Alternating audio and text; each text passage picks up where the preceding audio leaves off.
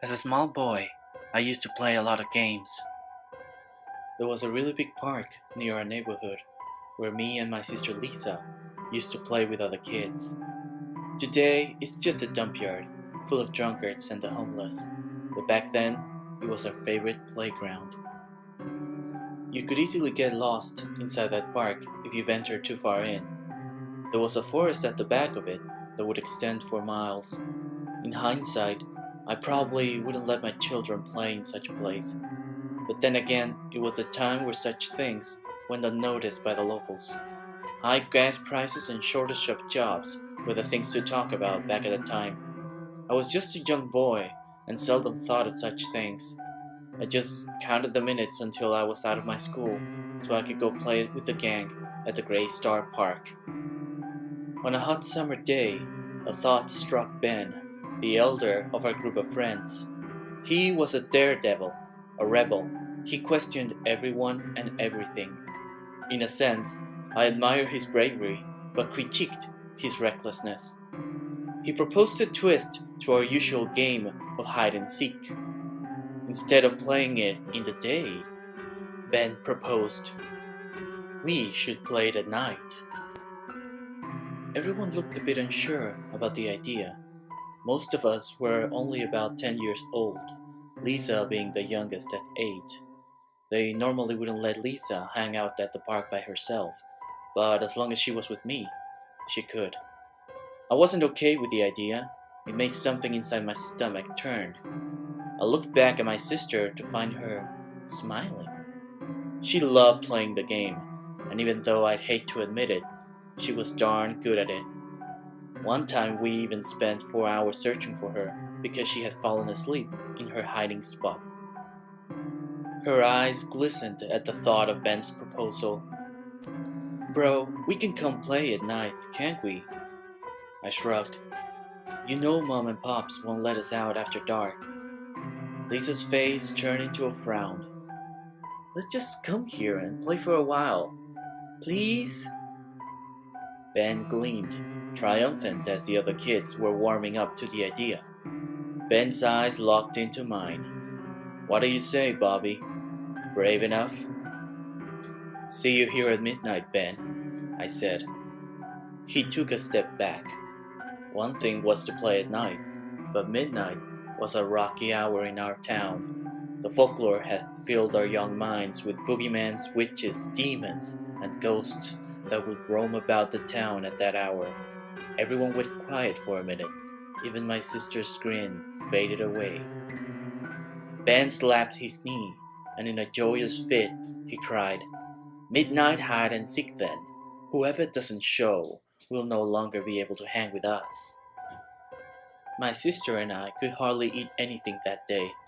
Our mom looked at us, a bit worried, but then decided to put it aside for her 8 o'clock soap opera. At 11:45, I slowly slid out of bed and opened the door of our room. The coast was clear and our parents were in bed. I waved at my sister, but she was not moving at all. She would just lay there and look at me. Sis, you don't have to come if you don't want to, I said. Small tears ran through her pink cheeks. But but Ben said I wouldn't be able to hang out anymore. He will. He's just being silly. She jumped out of bed swiftly. I will not let him kick me out of the group. I'll go with you, Bobby, she responded. I sighed, nodded, and we both carefully sneaked out of the house. The walk to the park was not a long one, but that night it seemed like 100 blocks. Every shadow or sound would startle us as we walked holding hands to the Grey Star Park's entrance. Ben was already there, with his back resting on the stone archway. He waved at us as we approached. Thought you wouldn't make it, Bobby. Seems Lisa is also one brave little bugger. I smiled. You don't have to stay if you're too scared, Ben. If you wish, I'll tell everyone you had to go play with your dolls. Ben laughed out loud. We'll see who runs off scared, Bobby, he mocked. Little by little, kids showed up by the entrance.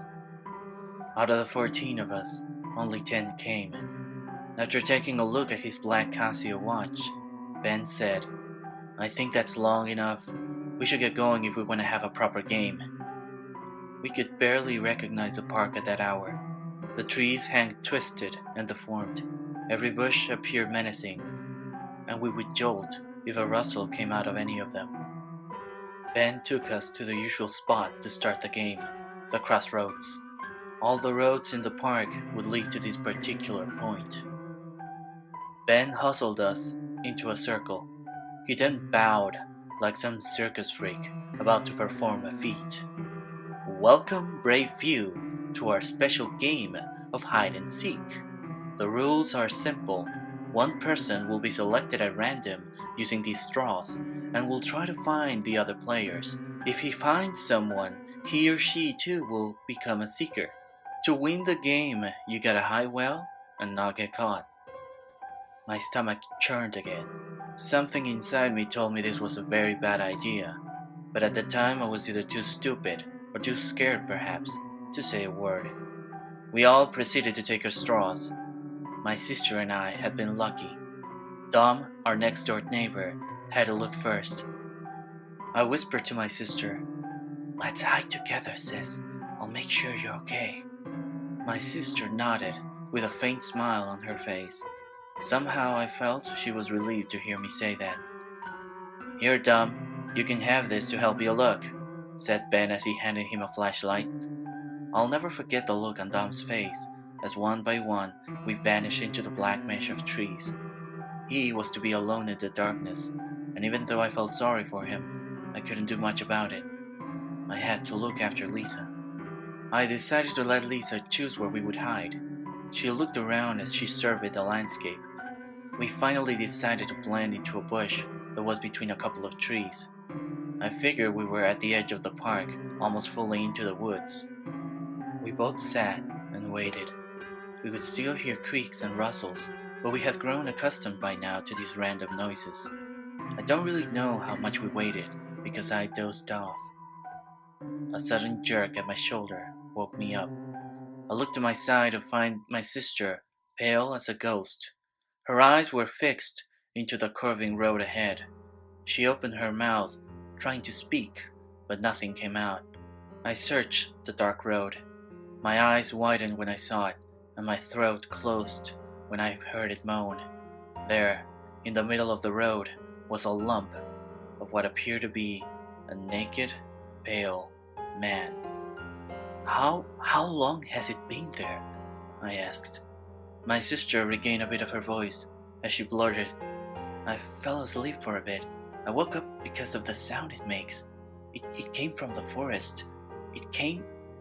A flicker caught our attention. We looked at the glimmer of the flashlight through the trees. We wanted to scream, to warn them, but we couldn't bring ourselves to utter anything. "They have to be here. I saw them go this way," Ben shouted. "No, Ben, please don't come this way," I pleaded in my mind. The thing on the road lifted its head.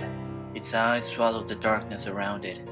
I spotted a pair of huge fangs protruding from its mouth. Ben's flashlight focused right on it. It was at that point I knew that thing was not human. It made an awful shriek as it used its long claws to cover the light. It suddenly leapt at an incredible speed and pounced Ben. One of its claws went straight through his throat. The other kids with Ben ran and screamed as loud as their lungs allowed them to. I wish I could have done the same. My sister gasped, but I quickly covered her mouth. I looked at her, placing a finger in front of my mouth. "Don't make a sound," I whispered in the most quiet voice I could manage. The creature didn't mind us, mesmerized by its newfound meal. It bit the front of Ben's forehead like a peanut and cracked through bone, skin, and organs. We sat there in the dark, horrified, watching the creature devouring our friend. After the 10 longest minutes of my life, it dragged Ben's body into the forest, leaving only a pond of blood on the road. A low moan then echoed behind us. My sister's back arched forward, as if they stepped on her grave. I tilted my head slightly, trying to see what was making the sound. I couldn't see, but I could smell something foul behind us. That's when we saw the flashlights. Dozens of flashlights were piercing the black night in front of us. Shouts of grown men filled our ears. I knew I was getting grounded and beat, but man was I happy to receive it. I wanted to shout and let them know we were here, but the rustling and the foul smell held my throat. The mob rushed through the road. I heard behind me a slight snicker, followed by another low moan. I knew then what was behind us. I whispered to my sister, "Run!" She looked at me, confused. I repeated my command, moving my lips this time. I knew what I had to do to protect my sister. This thing was not going to snatch us both. As Liz sprinted out of the bush, I turned around and screamed at the top of my lungs and waved my arms like a maniac. The flashlights flooded the bush with blinding light. The creature had its front of its pale body covered in blood. I looked in disbelief as the creature ran the opposite way, as if startled by a larger beast. I stood there, paralyzed, for a couple of seconds until I felt a hand upon my shoulder. I jumped about 3 feet and let out another scream.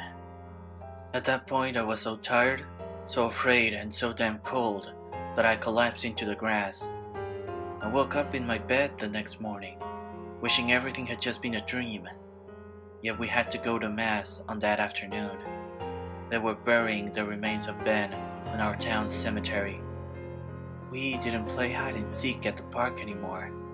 To be honest, we didn't really play outside anymore. Lisa never talks about it, and when I do bring it up, she just looks down until we can change the subject. My parents told me Ben was killed by some wolf or coyote, and that we were damn lucky something like that didn't occur to us.